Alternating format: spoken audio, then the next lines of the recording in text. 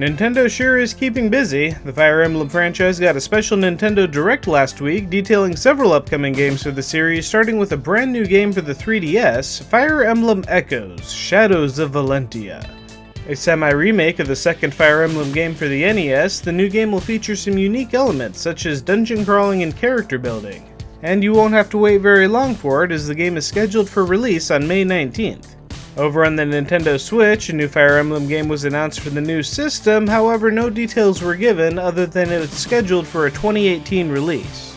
In the meantime, fans will have to bide their time with Fire Emblem Warriors, a Dynasty Warriors style game from Koei Tecmo using the franchise's more popular characters, releasing this fall on both the Switch and the 3DS. Finally, Fire Emblem is going mobile as well. Fire Emblem Heroes will be Nintendo's second mobile offering, giving players the ability to get some bite-sized tactics gameplay on the phone. However, unlike Super Mario Run, Fire Emblem Heroes is taking the microtransaction route for its monetization. Instead of just buying the game outright, you throw money at the game for a chance at a new hero to add to your army. Heroes seem to come in at 1 to 5 stars, with 5 stars being the ones you'll actually want to use, but don't fret if you end up spending money on a weak character. It does look like you can upgrade lower star heroes to the max level in the game. In other Nintendo news, the Nintendo Bank is finally opened for Pokemon Sun and Moon, allowing players to finally transfer over the 500 previous generation Pokemon that cannot be caught in the game. The update also allows people who bought the recent ports of the original Generation 1 games to upload their Pokemon to the bank, giving players the ability to transport the oldest Pokemon to the newest game. And when you use the Pokemon Bank, you'll get a special Z Crystal to give Mew a new Z move. Oddly enough, they aren't actually giving out a Mew to go with it though. Meanwhile, it seems that comic book games are popping up everywhere. While the DC Universe is gearing up for a second Injustice game, it looks like there's something happening on the Marvel side of the aisle as well. Marvel Entertainment and Square-Enix have announced The Avengers Project, a new video game that apparently features the Avengers. And that's about all anybody knows about it. In movie news, Star Wars Episode 8 finally has an official title: Star Wars: The Last Jedi. Prepare to spend the next 11 months wondering exactly what they mean by that. Are they talking about Luke? Rey? Both of them? Someone else entirely? Is Jedi singular or plural? Oh, the speculation we can make. For movies closer to release, this week we have Rings. The first Ring movie was pretty great, and I even really liked the sequel, but it has been a long time since Samara haunted anybody, so I guess it's time to see if the ghost still has it. Also this week we have The Space Between Us. A timeless story about a boy born on Mars who follows his dick all the way back to Earth for some awkward teenage loving. Over on television, Black Sails comes back for its 4th season on Starz. Serving as a prequel to Treasure Island, this will be the 4th and final season of the pirate-centered show. And on NBC, Powerless finally arrives, giving us our first comedy set in the DC universe.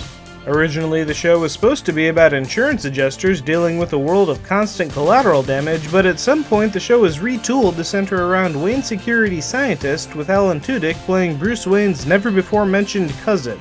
In video games, this is the week of the 2D platformer, starting with Wells, a shooter platformer about a steampunk robot with a shotgun.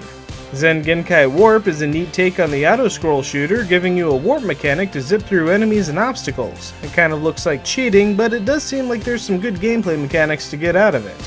And if you found yourself with an abundance of free time, Disgaea 2 is coming out for PC this week. This tactical RPG gives you 200 classes to stack for a never-ending series of level-ups. This week entry from RPG Maker is Finding Hope, a story of love and madness that boasts 3 different kinds of crazies among its features. And for retro games, we have Double Dragon 4. No, this isn't a port of an NES game, it is a brand new entry to the franchise that looks just like an NES game. Which raises a kind of interesting question. There's no doubt that there's a market for retro titles that pay homage to games like Double Dragon, but shouldn't we expect Double Dragon itself to push its own bar? Speaking of which, we have Alwa's Awakening, a neat-looking 2D adventure game that puts you in the role of a magic user exploring a series of spooky locations. Kind of has a Metroidvania feel to it. Whereas Rosencruz Stilette looks to be heavily inspired by Mega Man. The more anime-themed action game has you running and sliding through a gothic castle using a variety of magic abilities. And hey, how about another? Xenon Valkyrie is a roguelike shooter with RPG elements that has you running around inside a terrifying moon to defeat a wicked witch. So there's that. Next up, Deluvion is a neat-looking submarine game. Assemble a crew, upgrade the ship, and dive around to explore the waters. It looks like it could be worth a shot. It certainly has a lot of style. Then there's Evil Morph, yet another 2D game, this time with an unusual gimmick that has you transforming into any enemy that you kill, which looks interesting, but the game still seems to be super difficult. And finally, from Nintendo, the 3DS is getting a port of Yoshi's Woolly World. Featuring all of the levels from the original game, the 3DS version comes with new modes centered around Yoshi's dog. That leaves us with this week's CGBros video, this time from Team JSMD, presenting Never Without My Denture, which is doubtlessly a completely accurate look of life in a nursing home.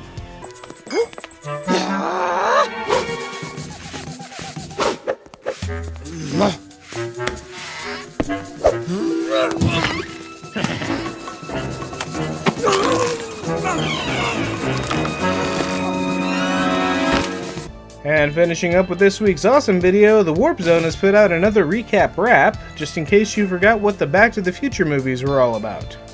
Oh hey, it's 55. Reagan is an actor and gas 2 dimes. Dad's still a wuss, gets teased a lot. Doc's still crazy and Mom is hot. That's everything for this week, so what do you think about Fire Emblem's microtransaction model? Give me your take in the comments. Be sure to like and subscribe, pass this video around to your friends, and have a great week.